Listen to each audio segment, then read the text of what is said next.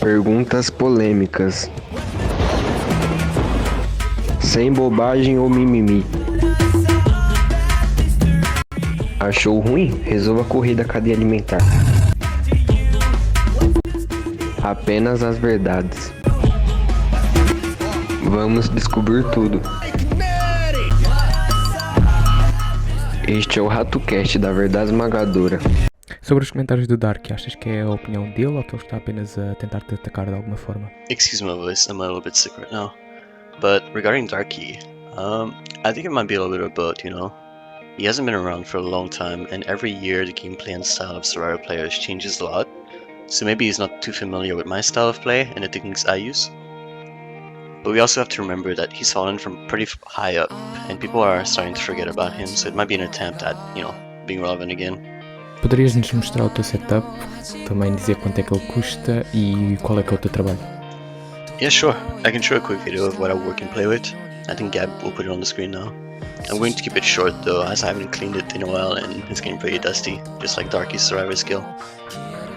As for what I do for a living, I work in accounting at a local digital marketing firm. Essentially, I analyze and work with financial data, keeping it all organized and advise on efficiency regarding anything that has to do with money. O quanto é que o senhor Tartaruga ganha por mês?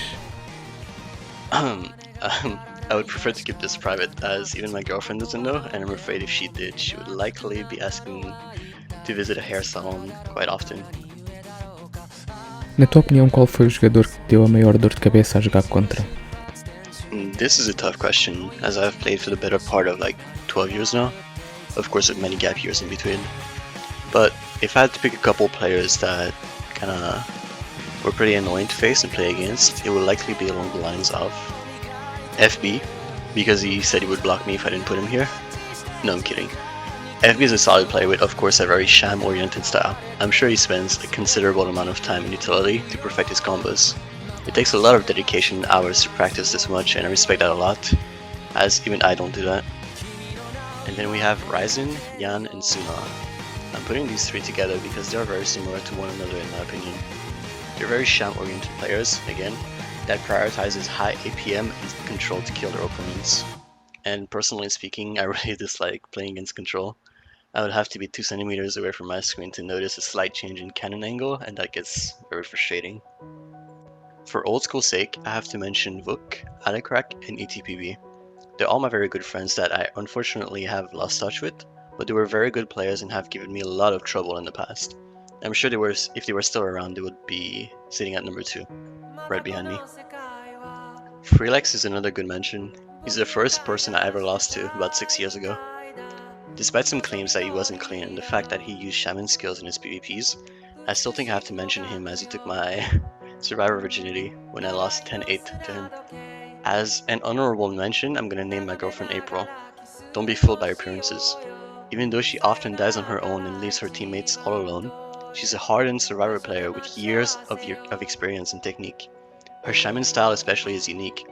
One round she will kill herself while trying to get up to a platform, and the next time around when she shams, she's likely to do the same thing, but on her third attempt, she will definitely kill you. And Arrow, of course, Arrow.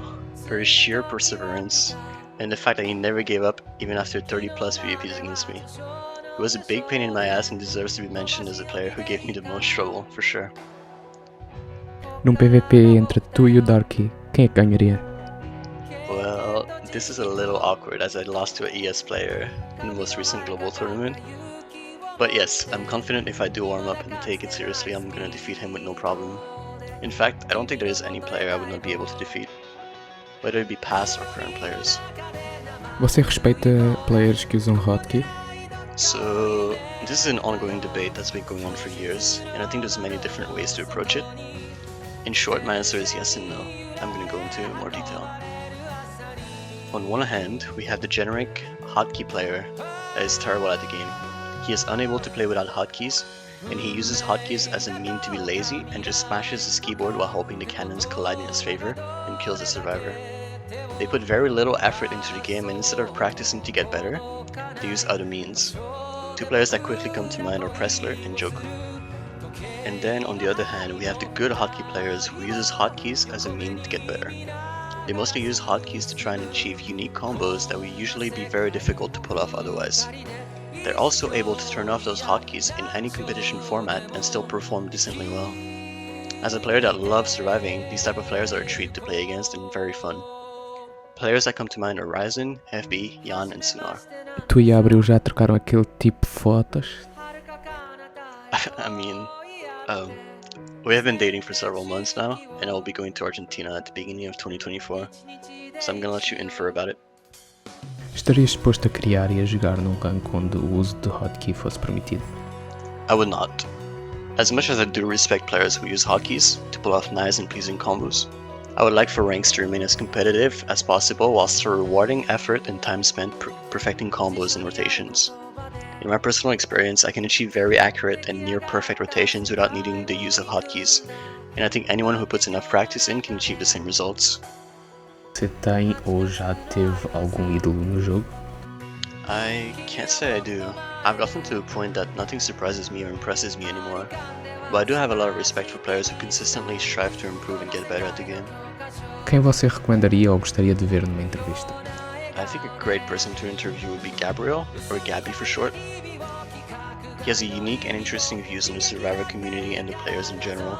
And he's also my top 1 hater, so it would make for interesting content to see his perspective on things. Diga-nos um jogador que estaria definitivamente no top 5 melhor a todos os tempos. Oog. Oog must be one of the worst player I've ever played with. Sorry. Oh, you meant one of the best players. Sorry, I misunderstood the question.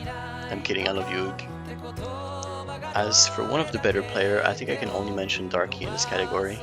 He's earned his reputation, and I think my prime against his prime would be a beautiful PvP to witness. Se o Darky te chamasse para um PVP, tu aceitarias? Definitely. Lately, and for the past few months, I've gotten very bored with PvPs. I don't feel the excitement anymore, and I think it stems from the fact that when I came back very strongly, around last year in September. I was getting asked for PvPs every single day, both inside and outside the ranks, and I guess I kind of burned out. I'm hopeful that a PvP with an old and respected player would kind of get me hyped up and push me to play my best. Para a pergunta final, como é que tu conheceste o jogo? Jeez, it's been like 13 years already. I was like 11 back then. I think I was playing a platformer with an online friend, and he randomly said, "Hey, let's go play a mouse game and get some cheese or something." And I was like, "Alright, sounds fun, I guess." I don't know.